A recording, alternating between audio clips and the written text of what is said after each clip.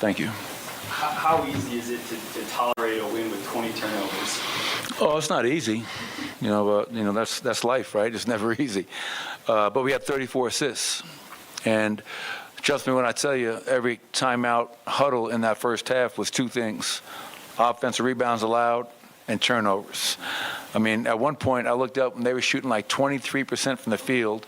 We're at 60 and we're up 4. And I was like, okay, if we could just take care of the basketball and we could give them one shot, what would we be up? But, to get down by 9 in the fourth quarter and to come back and get a win against that team is definitely a great win. Second half, only 2 offensive rebounds allowed. And obviously the turnovers are not where they need to be. But thought our bench was really good tonight. Bruce, Bones, Vlatko was great.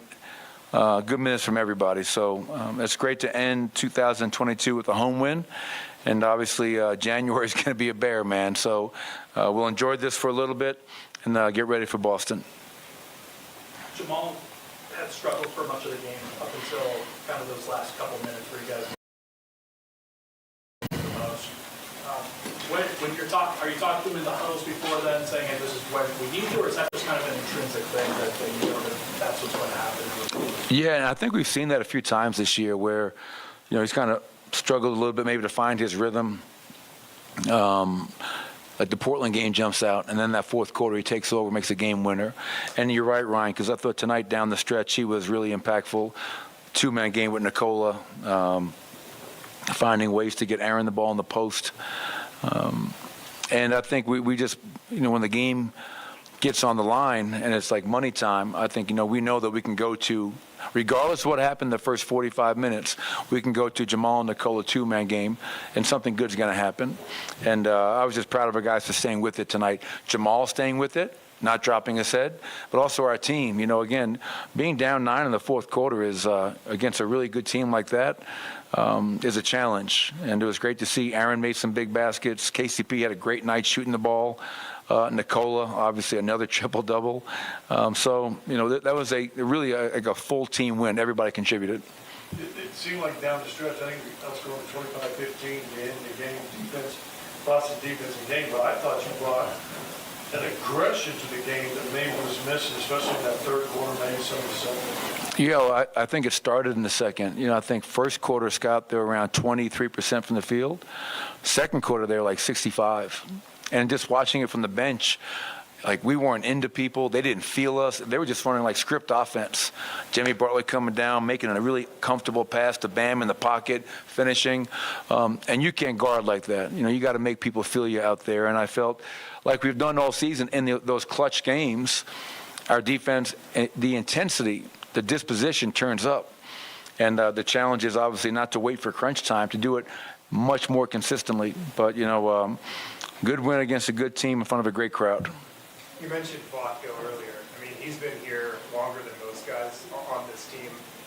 Does he just have a knowledge, a sense of what you guys want to do when he's out there? Is that just something that he always has and he brings? Yeah, I would say, like when I think of Vlatko, when I'm putting him in the game, you're putting in a player who's got a high IQ, who's really skilled, who knows how to play with his teammates and off of his teammates. So you trust him out there because of that. So he goes out there and goes 5 of 5 from the field, 3 of 3 from the three-point line, 15 points, 3 assists. And you couple that with Bones and Bruce. I mean, this was the kind of output we need from our bench, where it's not just always on that starting group. But, yeah, Vlatko has proven to be very trustworthy. Like you mentioned the bench, Bones had team-high 5 3-pointers. How valuable have these last 2 games been for him, just in terms of experience and just learning opportunity? Yeah, I mean, experience is the best teacher. Obviously, starting point guard in Sacramento, 20 points, 11 assists, only 1 turnover. Being in the game at the end, hostile environment, you can't replicate that anywhere else. And then now, okay, we're fully loaded, and now he's coming off the bench, and just for him to contribute by not only making threes, but playmaking. He had 6 turnovers tonight. That number has to improve, but we as a team did a poor job in that area as well. But, yeah, I mean, Bones is such an important part to this team. He really is. And when Bones is playing well, the impact he has not only on that second unit, but the starters, is really impactful. Do you have different conversations with him, given that you have a point guard background? Like, do you see things differently and can level with him? Well, I would hope. I mean, even though I was a mid-major, no, I never played in this league. But I think as a coach's son, and having played that position, like today, like we'll show film tomorrow, some of our turnovers, just the ability to feed the post. It's a dying art. Like, guys just don't know how to do it anymore. And if the man's three-quartering, use your dribble to get a better angle. We're throwing passes from, like, the top of the key. And it wasn't just Bones, it was everybody. And so when you have the MVP, like, we have to be able to get him the ball. And I felt there were too many stretches tonight where we give Bam Adebayo credit, very good defensive player, and they're a very good defensive team. But we didn't help ourselves out by our poor post feeds. And that's something that we can definitely get better at. Coach, KCP has been very consistent this season. And in that third quarter, when the game was starting to lose its line a bit, he hit some big threes to keep it within striking distance. He's had a few stretches like that this season. What have you seen from him this season, just being consistent off for you guys? Oh, you're seeing a 10-year vet, a guy that's won a championship, is mature, is poised. I think in the fourth quarter, he had just checked back in the game. The ball found him in the corner, and he shot the three, and it hit the front of the rim and bounced in. Clean living right there. So he was shooting into a big basket tonight. But what I love about him is that, KCP is a guy that's going to play both ends. He's going to give you great effort on both ends. And just consistency. That's one of the reasons we brought him here, is because of his championship background, his ability to impact both ends of the floor, and just being a pro who's consistent every night. One more, Coach. You mentioned Nikola, when he hits threes, is a different animal, a different beast. Did you feel the momentum of the game kind of shift at all when you hit those threes? It definitely helped it shift to our favor.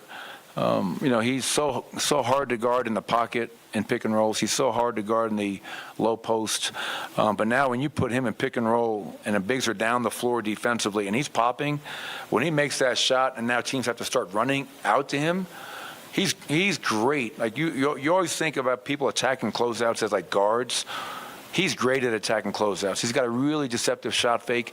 Now he gets downhill, he finishes, he draws, he kicks. But yes, when he made those threes, Ryan, it was a game changer, because we're really hard to guard when he's making those shots, and KCP's making shots, and Jamal wakes up, and we get Aaron Gordon in the post against Kyle Lowry and scored 2 or 3 possessions in a row. So thank goodness we have him. Happy New Year, everybody. Happy New Year.